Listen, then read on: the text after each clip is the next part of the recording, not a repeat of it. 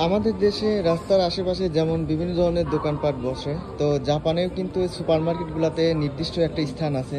সেখানে কিন্তু বিভিন্ন ধরনের দোকান বসে। এটা মাঝে মাঝে বসে, অর্থাৎ আপনার বছরে এক একটা দোকান এক একবার বসতে পারে। আবার যখন যেটা সুযোগ পায় আর কি, মার্কেট কর্তৃপক্ষ থেকে আপনার সেই জায়গাটা ধার নিয়ে তারা কিন্তু আপনার এক সপ্তাহ 2 দিন 3 দিন বা একদিনের মতো করে কিন্তু অনেক দোকানপাট বসে।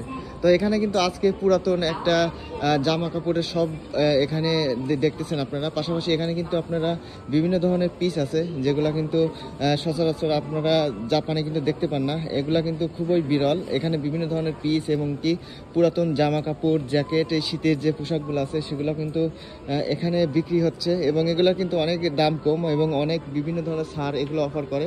যার কারণে কিন্তু এইসব জায়গা থেকে আপনি যে প্রোডাক্টগুলো কিনবেন, এগুলো আপনার সুপার মার্কেটের ভিতরে যে দোকানগুলো আছে সেখান থেকে কিন্তু অনেক সাশ্রয় পাবেন।